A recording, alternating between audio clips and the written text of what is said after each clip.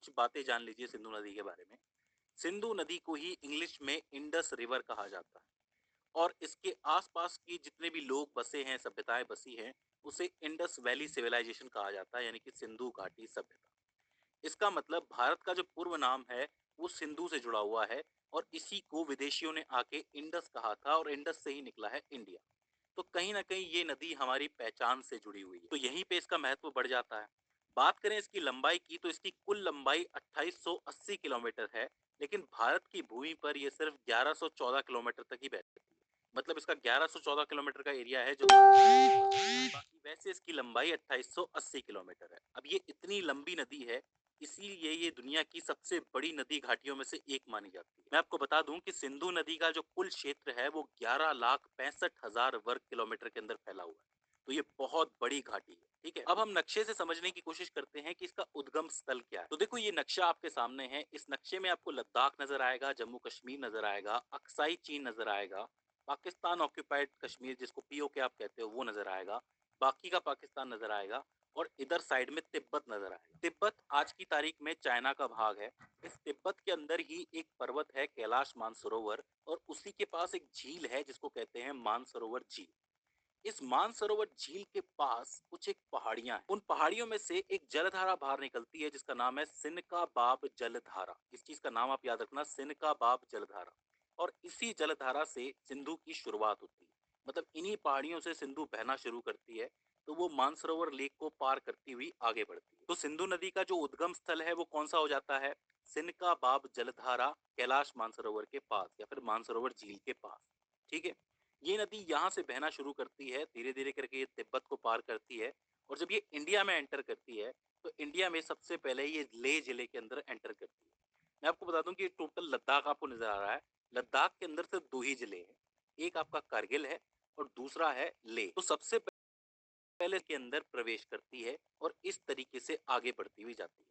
अच्छा, ये जो आपकी कैलाश मानसरोवर झील है, इसी के पास से एक और नदी निकलती है जिसका नाम है होगा सतलुज। धीरे धीरे करके आगे बढ़ती है और वो भी इंडिया के अंदर ही एंटर करती है और ये आगे जाके सिंधु नदी से मिल जाती है। तो आप ये कह सकते हो कि सतलुज नदी जो है वो सिंधु नदी की सहायक नदी है। तो सिंधु प्रवाह मार्ग के अंदर दो नदियां बाहर से शुरू होती है, मतलब चाइना से शुरू होती है, तिब्बत से शुरू होती है।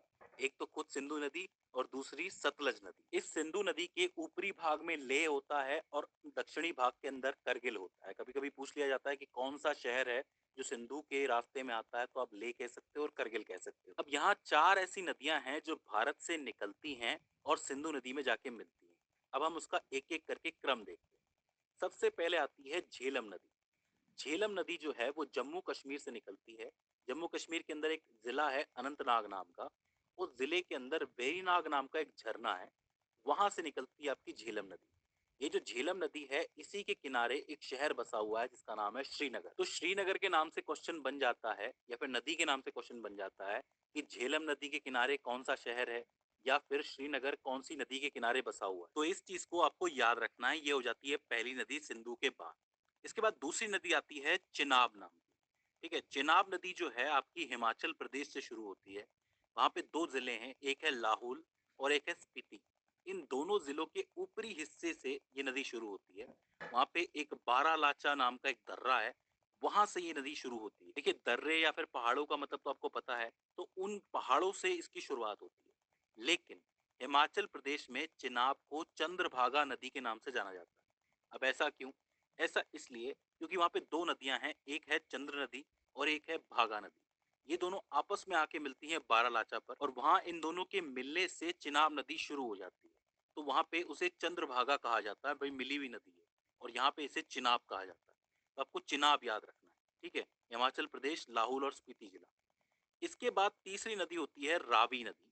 रावी नदी भी हिमाचल प्रदेश से निकलती है, वो कांगड़ा जिले से निकलती है, जहाँ पे रोहतांग दर्रा है। जैसे ऊपर बारालाचा दर्रा था, वैसे यहाँ पे रोहतांग दर्रा है और यहाँ से निकलती है आपकी रावी नदी। इस नदी से एक सवाल और बनता है कि रावी नदी के किनारे कौन सा शहर बसा हुआ है, तो आप लिखेंगे लाहौर शहर। लाहौर शहर फिलहाल पाकिस्तानी पंजाब के अंदर है, तो आपसे पूछ लिया जाता है ये हो जाती है आपकी तीसरी सहायक नदी। इसके बाद आती है आपकी व्यास नदी, जो कि निकलती है हिमाचल प्रदेश से। वो भी निकलती है आपके रोहतांग दर्रे से ही निकलती है। लेकिन ब्यास नदी की खास बात ये है कि ये आगे जाके सतलज के अंदर मिल जाती है, और जहाँ पे ये सतलज से मिलती है उसको हरिके क्षेत्र के नाम से जाना जाता है, या फिर हरिके संगम के नाम से जाना जाता है। तो आपसे पूछा जा सकता है कि जहाँ पे व्यास और सतलज नदी मिलते हैं उस जगह को क्या कहते हैं? हरिके क्षेत्र। और वहीं पे है इंडिया की सबसे लंबी कैनाल, जिसको हम इंदिरा गांधी कैनाल के नाम से जानते हैं। मैं आपको बता दूं कि ये 650 किलोमीटर लंबी है, और इसकी मदद से पंजाब, हरियाणा और राजस्थान के कुछ हिस्सों को पानी भी दिया जाता है। तो ये बहुत जरूरी योजना थी, इसके बारे में जरूर पूछ लिया जाता है। और इसके अलावा सतलुज के बारे में मैं आपको बता ही चुका हूँ कि वो तिब्बत से शुरू होती है, मानसरोवर झील के पास से। लेकिन एक इम्पॉर्टेंट चीज ये है कि सतलुज के ऊपर एक डैम बना हुआ है, एक बांध बना हुआ है, जिसका नाम है भाखड़ा नागल डैम। पूछ लिया जाता है। तो सिंधु नदी के बाद की जो 5 नदियां हैं उनका क्रम ये है: झेलम, चिनाब, रावी, ब्यास और सतलज। इसमें से सतलज ही है जो इंडिया के बाहर से आ रही है, बाकी खुद सिंधु भी इंडिया के बाहर से आ रही है।